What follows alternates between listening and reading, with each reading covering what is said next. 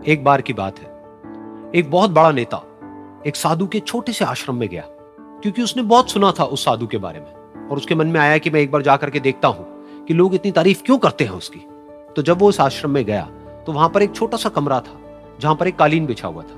वहां पर कुछ लोग बैठे हुए थे नीचे और साधु जी सामने बैठे हुए थे। कुछ सवाल जवाब चल रहा था। तो जैसे ही वो अंदर गया, वो अकेला नहीं था, उसके साथ में 4 बॉडीगार्ड्स भी थे और उसको ये आदत थी कि जहां पर भी वो जाता था लोग अपनी जगह से खड़े हो जाते थे, उसकी तरफ देखते थे, हाथ जोड़ते थे, अपना सर झुकाते थे। लेकिन यहां पर ऐसा कुछ भी नहीं हुआ। साधु ने उसकी तरफ देखा तक नहीं, क्योंकि वो साधु किसी के सवाल का जवाब दे रहे थे। लेकिन नेता को इस बात पे गुस्सा आ गया। नेता को लगा कि ये मेरी बेइज्जती है। तो उस नेता ने साधु की बात को बीच में ही काटते हुए थोड़ा गुस्से से कहा, मैं आपसे कुछ कहना चाहता हूं। साधु ने उसकी तरफ देखा और बोले, आप थोड़ी देर रुकिए, पहले मैं इनके सवाल का जवाब दे लूं, उसके बाद में मैं आपसे बात करूंगा। तब तक अगर आप चाहें तो आप बैठ सकते हैं। बस साधु का इतना कहने की देर थी, नेता का चेहरा गुस्से से लाल हो गया और फिर उसने अपना सारा गुस्सा उस साधु के ऊपर निकाल दिया। अभी तक वो नेता बहुत ही तमीज से बात कर रहा था, यानी कि आप कह करके बात कर रहा था। अब वो तू तड़ाक पे उतर आया। नेता ने उस साधु को कहा, तुझे पता भी है मैं कौन हूं और तू किससे बात कर रहा है? साधु ने उसकी तरफ देखा और कहा, मुझे इससे कोई फर्क नहीं पड़ता कि आप कौन हैं, लेकिन आप जो कोई भी हैं, अगर आप चाहते हैं कि मैं आपके सवाल का जवाब दूं या आपसे बात करूं तो आपको कुछ देर रुकना होगा।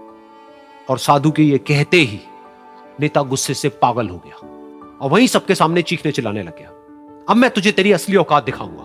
तूने मुझसे पंगा लेकर के ठीक नहीं किया है। तुझे पता भी है मैं तेरे बारे में क्या सोचता हूं। साधु ने फिर से उसकी तरफ देखा और बड़े ही प्रेम से कहा कि मुझे इससे कोई फर्क नहीं पड़ता है कि आप मेरे बारे में क्या सोचते हैं। आप जो चाहे वो मेरे बारे में सोच सकते हैं। फिर उस नेता ने बोला कि तू चाहे सुनना चाहता है या नहीं, लेकिन मैं तुझे बताऊंगा यही सबके सामने कि मैं तेरे बारे में क्या सोचता हूं। तू एक बहुत ही घटिया इंसान है।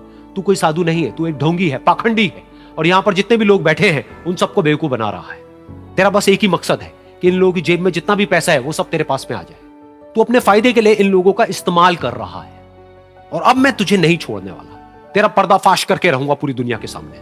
लेकिन उसके इतना बोलने के बाद भी उस साधु के चेहरे पर हल्की सी मुस्कान बनी ही रही। ये देखकर वो और तिल मिला गया और उसने कहा, अब बहुत हुआ, अब मैं यहां 1 मिनट भी नहीं रुकने वाला। लेकिन अभी भी तेरे पास में मौका है।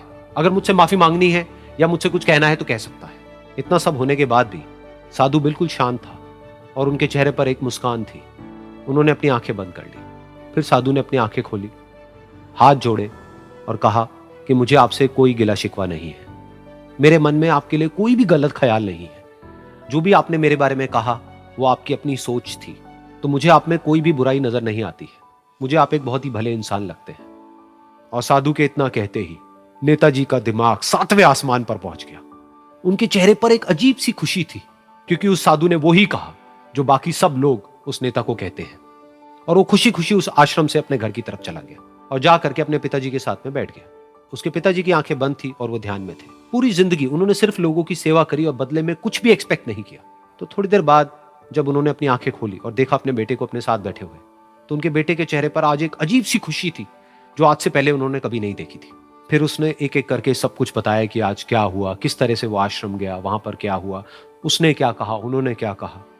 तो जब इसके पिताजी ने पूरी बात सुनी तो थोड़ा सा मुस्कुराए और अपने बेटे को देख करके बोले कि उन्होंने तुम्हारी तारीफ नहीं करी है, क्योंकि उन्होंने वो नहीं कहा कि जो तुम हो, उन्होंने वो कहा कि जो वो खुद है। और तुमने जो भी कुछ उनको कहा वो नहीं कहा कि जो वो है, बल्कि तुमने वो कहा जो तुम खुद हो। यही बात वेदों में भी कही गई है, यथा दृष्टि तथा सृष्टि। ये दुनिया तुम्हें वैसी नहीं दिखती है जैसी कि ये दुनिया है। ये दुनिया तुम्हें वैसी दिखती है जैसे तुम खुद हो। जिसकी नजर जैसी है उसके लिए ये दुनिया वैसी ही है। तो अगर तुम अपनी दुनिया को बदलना चाहते हो तो उसका सिर्फ एक तरीका है, अपनी नजर को बदलो।